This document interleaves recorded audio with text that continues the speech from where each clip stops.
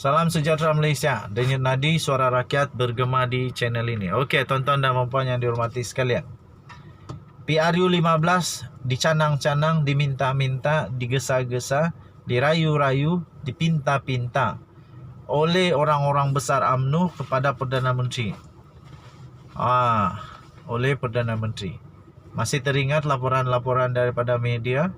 Sama ada di apa pun convention kah, di pertemuan-pertemuan, di mesyuarat-mesyuarat, taklimat-taklimat, dilaungkan mau pilihan raya segera. Lepas tu dikata itu adalah permintaan ataupun itu adalah keinginan, kemahuan daripada akar umbi. Tetapi kurang dapat jelas dibuktikan adakah itu akar umbi betul-betul ataupun hanya orang-orang yang ikut mesyuarat dan convention saja. Satu artikel baru yang saya ingin kongsi. Hampir tiada yang setuju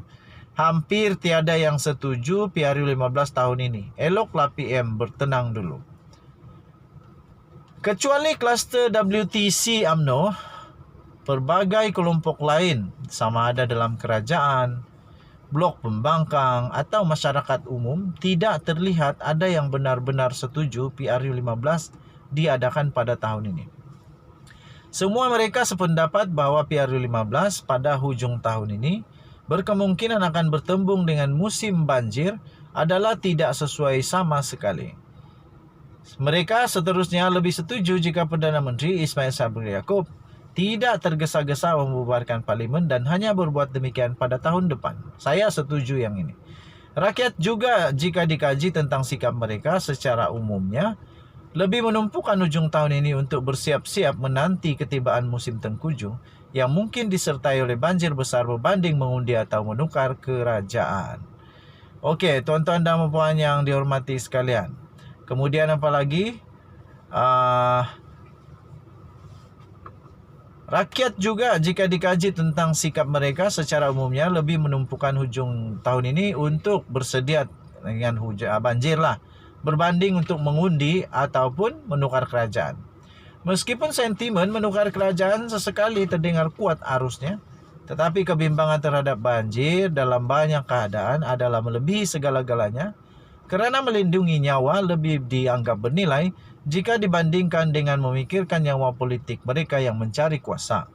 Berdasarkan sentimen tersebut harus diakui bahawa adalah berbahaya jika Ismail Sabri mengambil keputusan untuk membubarkan parlimen dalam waktu terdekat ini atau pada hujung tahun sebagaimana yang dikehendaki oleh kluster WTC UMNO.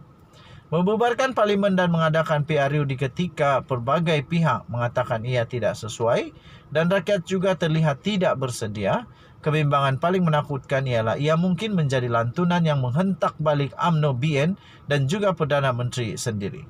Bertindak atau membuat sesuatu yang tidak selari dengan kehendak rakyat lebih mudah akan menyebabkan rakyat akhirnya menunjukkan kuasa penolakan mereka. Jika itu berlaku, PRU yang sepatutnya diadakan untuk UMNO dan BN mendapat mandat akhirnya akan bertukar menjadi tali gantung yang membunuh diri sendiri. Sebagai menunjukkan kemarahan dan rasa tidak puas hati, rakyat akan keluar mengundi dengan satu tujuan, iaitu untuk menghukum dan menjatuhkan kerajaan kerana dianggap membelakangi dan tidak peduli keadaan mereka. Jika ia itu berlaku, UMNO BN dan Perdana Menteri juga yang kerugian akhirnya. Sebab itu adalah mustahak untuk Perdana Menteri meneliti dengan mendalam sentimen rakyat dan membuat kajian yang sewajarnya sebelum mengambil keputusan untuk membubarkan parlimen. Sebaik-baiknya ambil sikap bertenang dulu dan fikirkan keutamaan serta keinginan rakyat.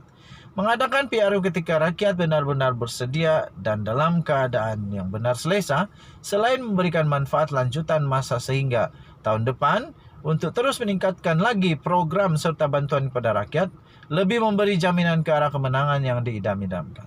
Tiada guna tergesa-gesa mengadakan PRU jika kemenangan yang diburu masih samar, malah lebih mungkin menyebabkan kekalahan. Ditulis oleh Sabuddin Husin 22 September 2022. Kita jumpa lagi. Bye-bye. Salam sejahtera Malaysia. Selamat petang tuan-tuan dan puan yang dihormati sekalian. Denyut nadi suara rakyat bergema di channel ini. Tuan-tuan dan puan yang dihormati sekalian, ramai sekarang cuba untuk samakan pula Anwar Ibrahim dengan Najib Razak. Selepas apa yang dibuat yang sangat luar biasa daripada anak Najib sendiri, yang dia bandingkan, bukan bandingkan, dia samakan. Kalau bandingkan okey, kalau dia samakan itu pelik. Apabila anak Najib samakan ayahandanya Najib Razak dengan Nelson Mandela, pejuang kebebasan dunia yang mendapat gelaran, mendapat pengiktirafan Nobel Prize keamanan, dan juga dia turut menyamakan bapanya dengan Nabi Yusuf alaihissalam. Kali ini mau disamakan pula Najib Razak dengan Anwar Ibrahim. Rupa-rupanya disamakan Anwar Ibrahim dan Najib Razak kerana Anwar Ibrahim pun rupa-rupanya pernah masuk ke HRC, iaitu Pusat Rehabilitasi di Ceras.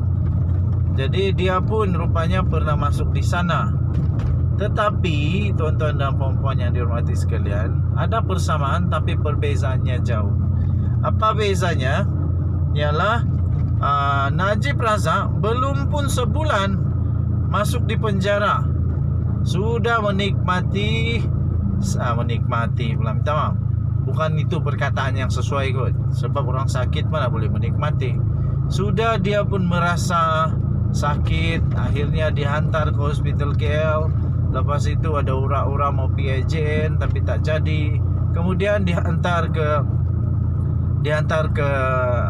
pusat rehabilitasi di Ceras. Ceras. Itu cerita Najib. Cerita Anwar pula, dia hanya masuk di tempat itu selepas dia bertahun-tahun di penjara. Bertahun-tahun di penjara, tuan-tuan dan puan yang dihormati sekalian. Jadi amat berbeza. Yang satunya cepat sangat, yang satunya dia memang betul juga kena hantar tapi lama dulu. Okey, jadi dua-dua pun nak kena hantar rupanya. Jadi memang Jabatan Penjara Negara Malaysia adalah satu badan yang bagi saya okey, no problem. Jadi tindakan daripada Jabatan Penjara rupanya ada orang punya justification, ada akta penjara. Jadi bagi kamu yang bertanya-tanya kenapa dan kenapa, jangan terus menuding jari, tapi kena belajar dulu. Okey. So, apapun, Anwar Ibrahim dia lebih tahan lasak lah, lebih tahan lasak daripada Najib Razak. Anwar Ibrahim punya pengikut pun lebih tahan lasak dan kuat mental, tak cepat koyak.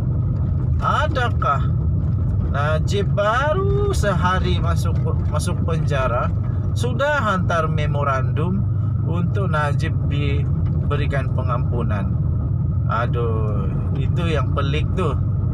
Tapi apa yang terjadi tidak seperti yang diharapkan oleh makcik-makcik, pakcik-pakcik yang bersolidariti untuk Najib, yang menandatangan petition tak seperti yang diinginkan. Apabila yang di Pertuan Agong berikan titah bahawa pengampunan tidak sepatutnya diberikan dengan sewenang-wenangnya. Walaupun dia tidak menyebut tentang Najib, tetapi kita tahu bahawa pada ketika itu yang paling hot di dalam berita adalah Najib mahu supaya penyokong-penyokong Najib mahu supaya Najib dibebaskan. Lepas tu Sultan Perak pun dah bertitah.